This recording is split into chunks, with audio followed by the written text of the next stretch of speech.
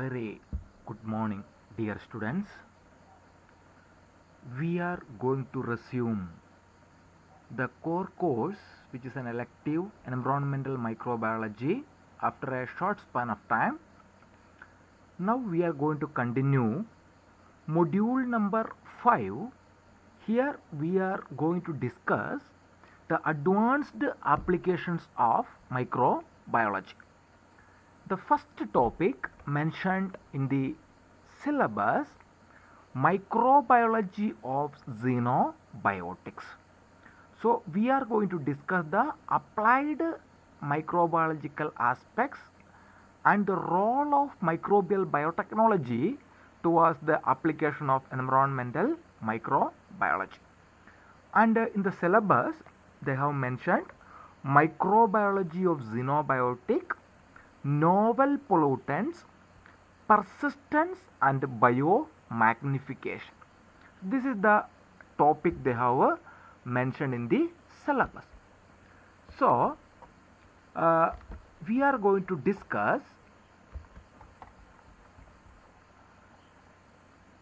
the introductory aspects of xenobiotics. So what do you mean by xenobiotics? So the microbial degradation of xenobiotics.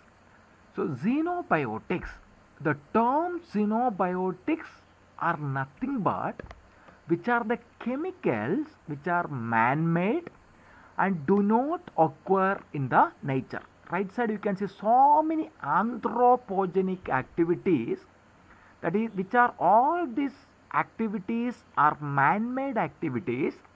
There are lot of chemical substance which are directly or indirectly emerging towards the ecosystem. Such a type of components are known as xenobiotics. That is what I told, which are man-made and do not occur in the nature. Okay, such a type of compounds are known as xenobiotic compounds. Okay, then the word xenobiotic has emerged from the Greek word known as xenos. Okay, xenos are nothing but they are foreign or stranging substances, foreign, okay, or strange, okay, and these are chemical substances which are found within an organism that are not naturally occurring or expected to be present in an organism. Okay, such a kind of components are known as xenobiotic components, or a compound that is foreign in nature to biological system, a compound which are exclusively foreign in the nature to the biological system. And these substances which are present high concentration than they are occurring in a usual level. Okay, these substances which are present in the high concentration than the usual substances, and they are usually synthesized for industrial or agricultural purpose. As I showed in the previous figure, lot of anthropogenic activities such as industrial application, agricultural applications, okay, and the globalization, industrialization, all those things create lot of unwanted components. Such kind of components are known as xenobiotics.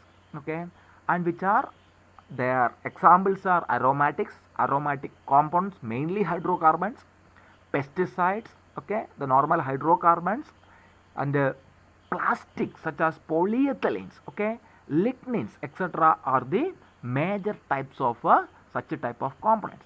And these xenobiotic components are known as, sometimes we can call it as recalcitrants.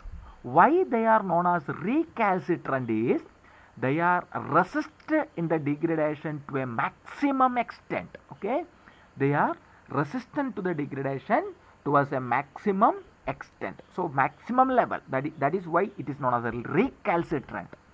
And these components are relatively persisting in the environment because they are highly stable in terms of their thermodynamic parameters. Okay, they are highly stable. Okay, Thus, they are known as persistent pollutants. Okay, they are known as persistent pollutants, and these compounds can have a various toxic effect the human and animals. Okay, the human, they cause their highly carcinogenic components, cancer causing agent. Carcinogenetics are nothing but cancer causing. They are highly mutagenic and teratogenic effect. Okay, you have already studied what you mean by teratogenic component. Okay, so that is mean the features of this xenobiotics, and these xenobiotics can generally classified into two groups. One is exogenous xenobiotics and endogenous xenobiotics. Exogenous components are which are the foreign molecule which are not normally ingested or utilized by the organism, but they receive their entry to the dietary foodstuffs, okay, or in the form of certain medicine or drugs which are used as a therapeutic agents that cause or inhaled through the environment. So that is known as exogenous substances. Such kind of components are drugs, food additives, pollutants, insecticides, chemical carcinogens, and major components are the pollutants that is surrounded by the ecosystem. And the next level is known as endogenous components. These are not foreign substances exclusively, but they have a similar to exogenous xenobiotic. They have similar effect such like a exogenous xenobiotic, and they are synthesized inside the body, and they produce the certain metabolites of various process in our body. Okay, such kind of components are also known as endogenous. Endo means within, exo means outside. Okay, so these are very rare, such as examples are bilirubins, bile acids, steroids, eicosanoids, okay, certain and other certain fatty acids. And this xenobiotics arises from several sources. What are the major sources of xenobiotic? The major sources are petrochemical industries, plastic industries, pesticide industries, paint industries, and other industries such as electronic, textile, pulp, paper, etc. And chemical and pharmaceutical industries, pulp and paper bleaching industries, mining industries, fossil fuels, and intensive agricultural practices also.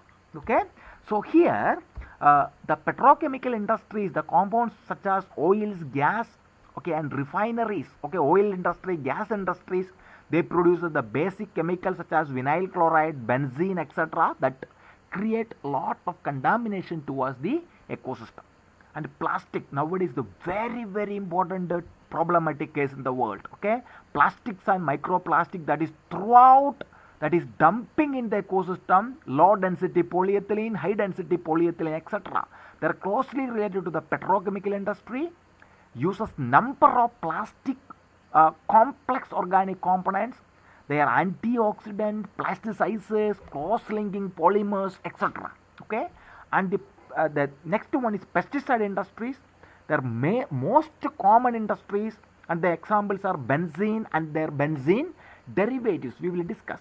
And the paint industries. Okay, the paint, they are manufacturing so many components such as, okay, xylene, toluene, methyl ethyl ketone, and other methyl derivatives. Okay, and these are the major ingredients are the solvents. Okay, and other industries such as electronic industry, okay, pulp and paper industry, textile industry, cosmetic industry, wood preservation industries, etc. Okay, and the chemical and pharmaceutical industries, they produce variety of xenobiotic and synthetic polymerizers. Okay, synthetic polymeric substances they produces.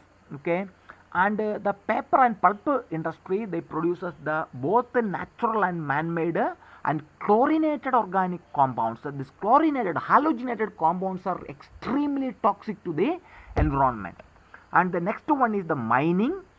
This mining activity releases lot of heavy metals into the biogeochemical cycles. We have already discussed the nitrogen, oxygen, carbon and sulfur cycle, how they functions, and they totally adversely affecting this particular process. And the fossil fuels such as coal and petroleum, we will discuss. Petroleum components are the oil, okay, especially the leakage of the oil is one of the potential problem in the aquatic ecosystem. Then the intensive agricultural practices are also contribute lot of xenobiotics, such as massive amount of addition of fertilizers, pesticides and herbicides. All these compounds create a lot of toxic components to the biogeochemical cycles. And the next important topic mentioned in the syllabus, that is novel pollutants. As you all know, the pollutants is any substance or energy introduced in the environment, okay, that has undesired side effects or adversely affect the usefulness of a resource in our ecosystem. And these compounds are anthropogenic or man-made activities such as pesticides or other industrial products, okay, and which are highly hazardous to the ecosystem. And here you can see, I told you most of the compounds are benzene derivative. Here you can see benzene, okay, the halogenated benzenes you can see actually, okay. Here also you can see benzene derivative. Here also that heterocyclic ring system you can see. So many components, all these components, the chemical structure and their chemical nature we will discuss later. These are some of the novel pollutants, and they are commonly called as persistent organic pollutant because it is very, very difficult to degrade in the ecosystem. They are resistant to the biodegradation, okay. So that is why they are known as persistent organic pollutant or POPs, okay. So that is the important thing. So what now we are going to discuss the persistence. The next topic mentioned in the syllabus is the persistence, okay. Persistent organic pollutant or POPs. These are toxic chemicals that adversely affect the human health and the environment throughout the ecosystem. They are otherwise known as forever chemicals. They will be remains in the ecosystem forever, okay. So these compounds are organic compounds which are resistant to the environmental degradation. Any method such as chemical method or biological method or a photolytic process, physical method, chemical method are totally of no use for the degradation of persistent organic chemicals. Although they say biological, but microbiology can play a very, very vital role, and microbiology can produce some solution against this particular degradation. And these compounds are chemicals of global importance. They are global concern due to their potential. There are two important things: long range transport. They can transport from one ecosystem to another ecosystem in a long range.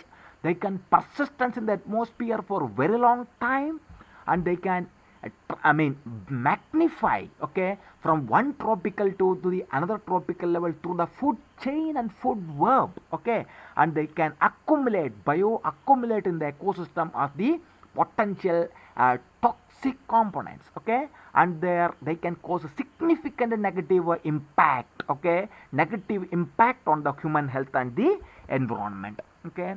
And these persistent organic pollutants are mainly a halogenated compound. They can be chlorinated, they can be brominated, they can be fluorinated, and that is why I told halogenated, okay. What are the salient features of these PUPs, okay? The POPs, the salient features are they are halogenated compounds, they have high lipid solubility, they are soluble at lipids, okay. They can accumulate in fatty tissues in the ecosystem.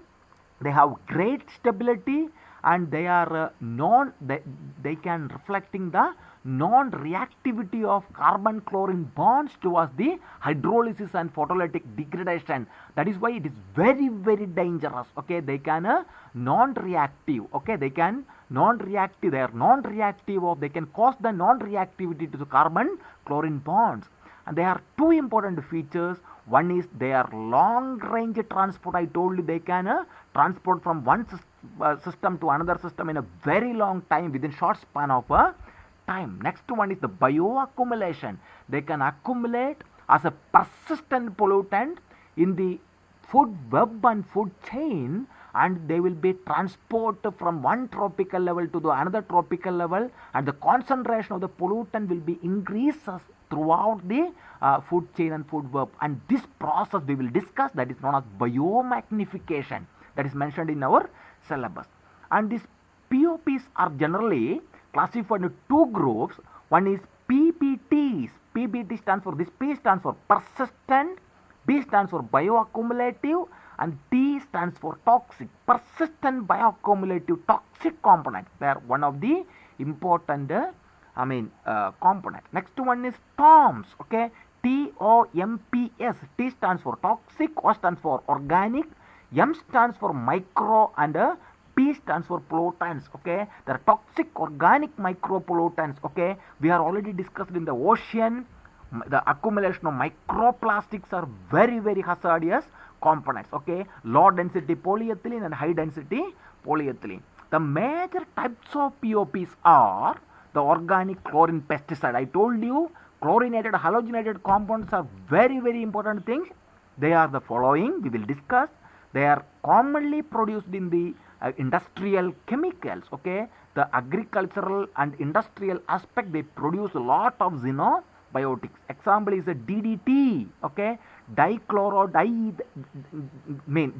is a DDT and DDE. Okay, dichlorodiethane trichloroethane. Okay, that is the example expansion of DDT. Okay, DDE is a dichlorodiephenyl trichloroethane. Okay, so dichloroethane. Okay, the next one polychlorinated biphenyls or PCB. Okay, then polychlorinated dibenzo paradioxide, that is PCDD, and polychlorinated dibenzofurans. Okay, PCDF or dioxins. These are the some of the common POPs. Okay, and this causes potential risk in the ecosystem. The POP, I told you, they biomagnify through the food chain and food web, and they accumulate in the organism for a very long time, and they will totally destruct the organism in the ecosystem. And the highest concentration of POPs are found in the organism at the top of the food chain. Okay, we are knowing that the primary producers, primary consumers, secondary consumers, tertiary consumers, and the topmost carnivores are the organism. They have the highest concentration of such kind of POPs. Okay, and in addition to all those things, in the human, they can cause cancer, they can cause reproductive disorders, they can cause ultimately they can affect the immune system, alteration of the immune capacities. Okay, the neurobehavior impairments. Okay, the neuromuscular problem they can create, endocrine disruption they can create, genotoxicity they can create, and increase the birth defect when the fetus inside the mom's toms, they can have the birth defects. An excellent example, you can see that endosulfan in Kasaragod district. Okay, because of the endosulfan is one of the most potential POP, and you know that how many people have struggled due to endosulfan, the birth itself. That is an excellent example of a POP accumulation in the ecosystem that is affected in our own districts of Kerala. Okay, so that is what I wanted to give an example. And the next one is the next topic is the biomagnification. This is one of the potential hazard, health hazard of the this POPs. Okay, what do you mean by biomagnification? The magnification of the toxic from one toxic level to one tropical level to the another tropical level. They are involved in the food chain and food web. Okay, that is nothing but the biomagnification is the rise of increase in the contaminated toxic components caused by the intoxicating environment. Okay, that means to say the contaminants might be heavy metals such as mercury, arsenic, or pesticides, or any level the polychlorinated biphenyls or DDT or any such kind of components, whatever we have discussed in the previous slide. Okay, and these substances are taken up by the organism through the food chain and the food web. Okay, and the food what they consume. Okay, when the organism in the higher food chain, the organism that is lied in the organism, they depend on the lower predatory levels. Okay, lower level, that means the organism that are placed in the higher food chain region, they feed the organism which are in the lower food chain region, and that consisting of the toxin, and the toxin get accumulated in the higher organism, and this particular components are known as biomagnification. This is one of the potential environmental health, environmental impact of importance of the persistent organic pollutant. Okay. Next one is the typical example, the biomagnification of dichloro-diphenyl trichloroethane, that is DDT. This is a common example. You know that we have already discussed. This is an ecological, this is a pyramid-like structure. Okay. So this is the ocean, okay, or water aquatic ecosystem. This is the first layer. There we are having the primary producers. Okay, the algae, phytoplankton, algae we have already discussed in aquatic microbiology. Okay, we are having zooplankton. Okay, so here you can see the DDT concentration is 1 ppm. Okay, when it is reaches to the primary producers, that is phytoplankton, that they magnify 1000 times. Okay, 1000 ppm, that is reached into the primary producer level.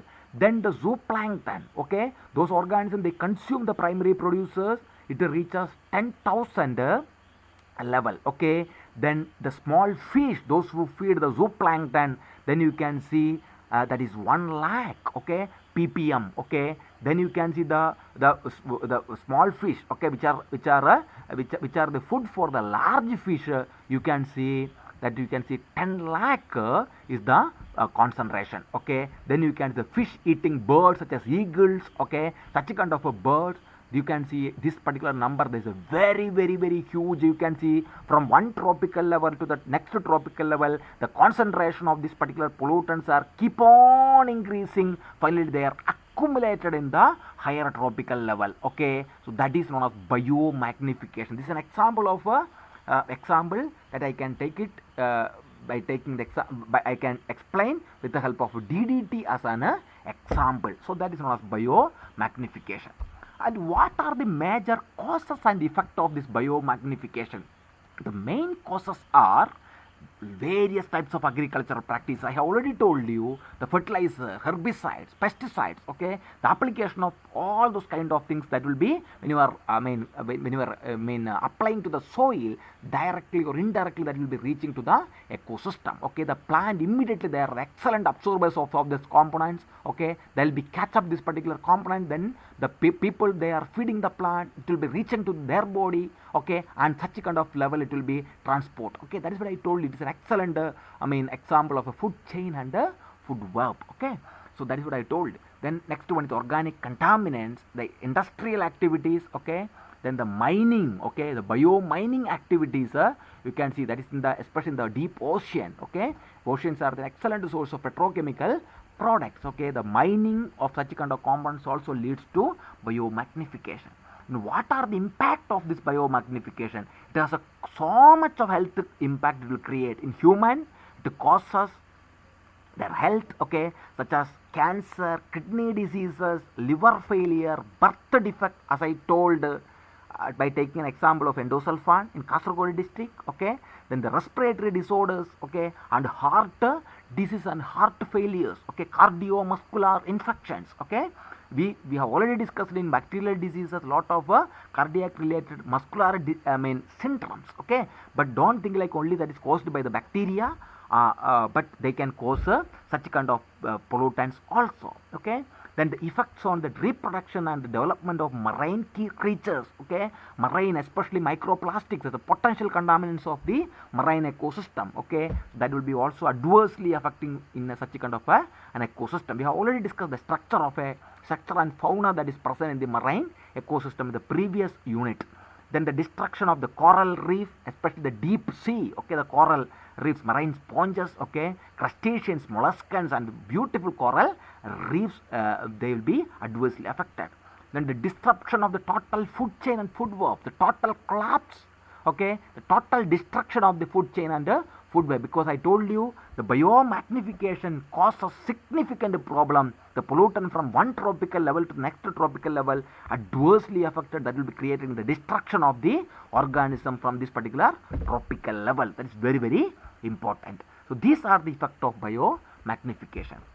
And dear students, since we are discussing about environmental microbiology, obviously we should know that the microbiology point of view of this particular pollution. Okay, in fact there are a lot of conventional methods, chemical methods, physical methods are available for the detoxification of all these components, but till now scientific community could not find a sustainable and a permanent solution for such kind of a problem.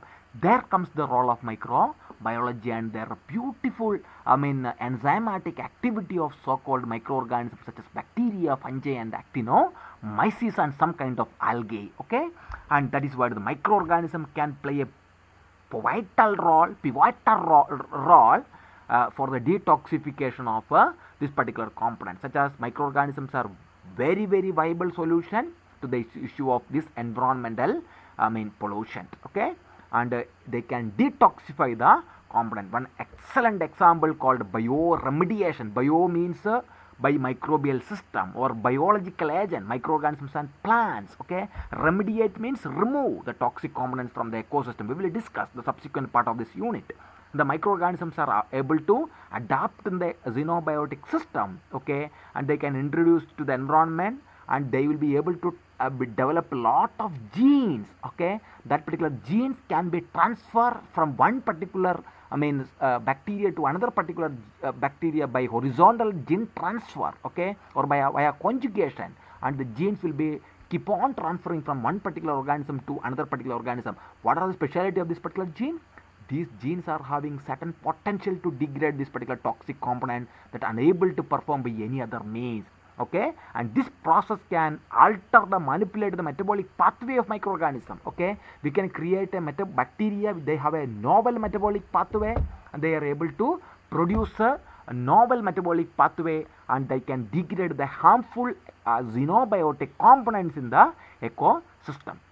Okay, and the mechanism of bioremediation, we will discuss that include the both genetically engineered organism. Okay, the genetically engineering organisms, rDNA technology, recombinant DNA technology, microbial biotechnology plays a very vital role for the creation of a novel organism with multiple xenobiotic degrading bacteria. They can implement this bacteria to the ecosystem where there are a lot of pollutants. Okay, so such kind of components, they will be such kind of bacteria. They have reported to have a lot of ability to degrade such kind of component. There are a lot of reports of successful implementation of microorganism for the detoxification of such kind of component, both artificially created and naturally occurring organ. Naturally itself, transformation, conjugation, transduction, the gene that is present in one particular bacteria can be transported to the next level bacteria, and the sharing of the gene between the microbial community will be takes place. Okay, and the research has been conducted to identify novel gene.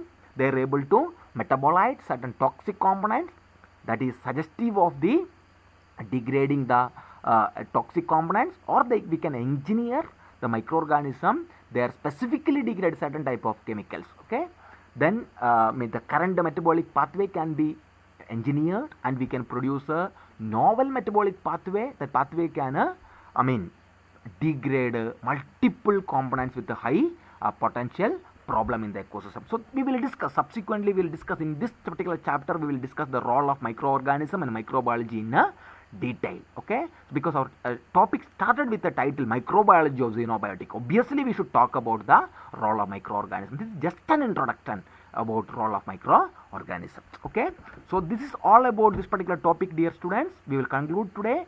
So this is all about today's class. So we have already discussed what do unit number 5. We have started with a brief idea about what do you mean by xenobiotics. What are the overview of xenobiotic components? What are the different types of xenobiotics? Okay, exogenous and endogenous. What are the sources of xenobiotic? What are the various sources of xenobiotic components? What do you mean by novel pollutants? Okay, why they are known as a persistent pollutants? What do you mean by persistent organic pollutants, POPs? What are the different types of persistent organic pollutants?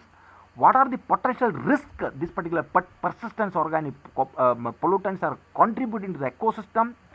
One important thing is biomagnification, food chain and food web. What do you mean by biomagnification? We have taken conventional example of biomagnification of DDT. In case you can, with respect to our own district, Kasaragod, you can consider the endosulfan as the typical example of biomagnification. Okay, then what are the causes and effects of biomagnification, and what are the role of microbiology towards the biodegradation. Okay, so these are the some of the important textbook that we supposed to refer. Okay, any environmental microbiology you can refer. Okay, and Pelza, Prescott. Okay, all this textbook. Okay, and so much of I have taken the content from lot of published review paper, international research papers and review papers. So in addition to all this textbook. Okay, so thank you dear student for watching this particular class. Okay, if you are having any clarification you can ask me. Okay, thank you very much.